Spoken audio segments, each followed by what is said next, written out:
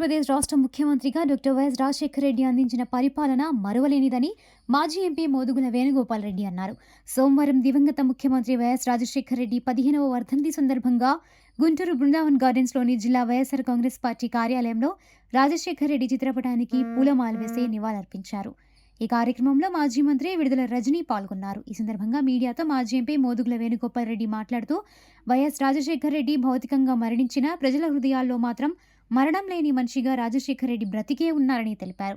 ఈ కార్యక్రమంలో వైఎస్ఆర్ కాంగ్రెస్ పార్టీ గుంటూరు జిల్లా అధ్యక్షులు మందపాటి శేషగిరిరావు, పలువురు వైఎస్ఆర్సీపీ కాంగ్రెస్ శ్రేణులు, కార్యకర్తలు, అభిమానులు పెద్ద సంఖ్యలో పాల్గొన్నారు.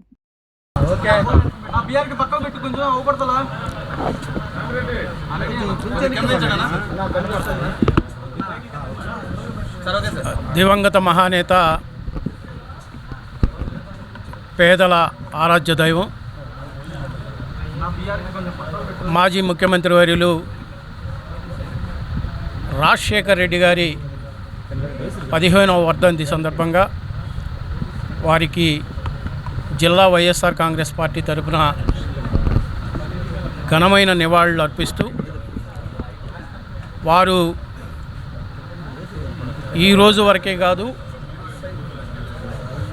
సూర్యచంద్రులు ఉన్నంత వరకు వారి చేసిన సేవల్ని, ముఖ్యంగా పేద బడుగు బలహీన వర్గాల వారు, రైతులు, మహిళలు, ఈ వర్గం అనేది కాకుండా ప్రతి ఒక్కరూ కూడా వారిని స్మరించుకుంటూనే ఉంటారు.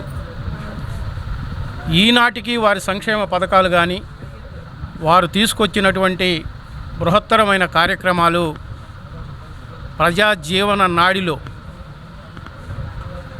ఇప్పటికీ గుర్తుకు తెస్తా ఉన్నాయి అని అంటే,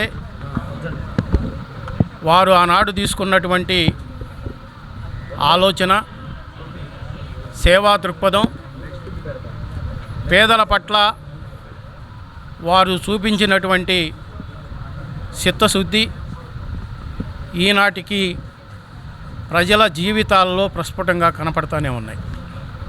అందుకే మహానాయకుడు, మహానేత రాజశేఖర రెడ్డి గారిని ఇప్పటికీ స్మరించుకుంటూ, వారి అడుగుజాడల్లో వైఎస్ఆర్ కాంగ్రెస్ పార్టీ జగన్మోహన్ రెడ్డి గారి మరణం 15 ఏళ్ళైంది. ఆయన మరణం కుటుంబానికంటే కూడా ఎక్కువ నష్టం కాంగ్రెస్ పార్టీకి, దానికంటే ఎక్కువ నష్టం ఈ ఆంధ్రప్రదేశ్ రాష్ట్రానికి, తీరని నష్టం ఈ రాష్ట్రంలో ఉన్నటువంటి అట్టడుగున పేద బలహీన వర్గాలకి సరైన న్యాయం చేసేటువంటి ఒక ప్రత్యామ్నాయం లేకపోవడం అనేది ఇప్పటికీ ఆయన మనస్సులో నిలిచి ఉన్నాడు. తెలంగాణ రాష్ట్రం కానీ, ఆంధ్రప్రదేశ్ కానీ, భారతదేశంలో ఉన్నటువంటి యూపీఏ 1, యూపీఏ 2 గవర్నమెంట్లో చెప్పండి.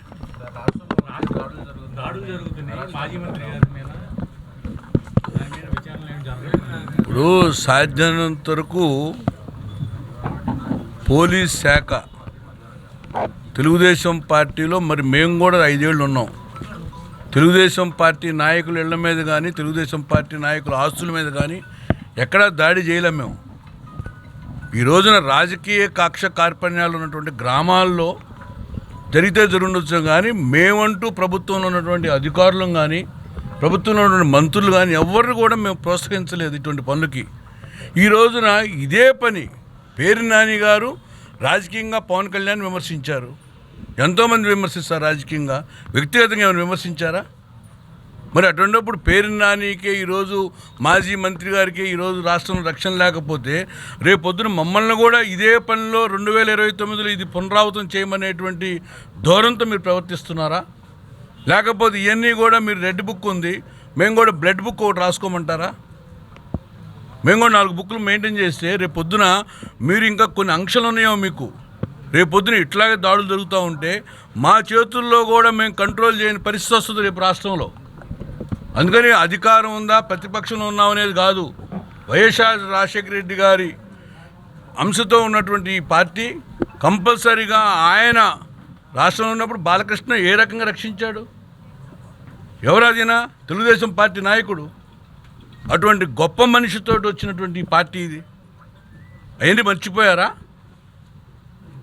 అందుకని ఈరోజు ఏంటంటే గవర్నమెంట్ ఉన్నప్పుడు మనం ఏదో అది మనకు ఏదో హక్కు ఇచ్చినట్టు అనుకోవద్దు. ఇది రాజుల పరిపాలన కాదు, సామంత రాజులు ఈ రాష్ట్రంలో లేరు.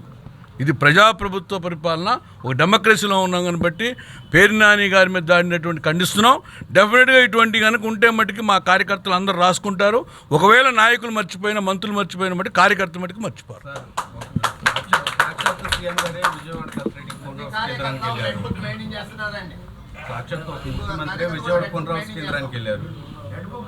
ఇప్పుడు నేనంటే ఆయన బాధ్యత అనేది పునరావాస కేంద్రంకి వెళ్ళాడంటే మంచిది, అది నీ కాదంటలా.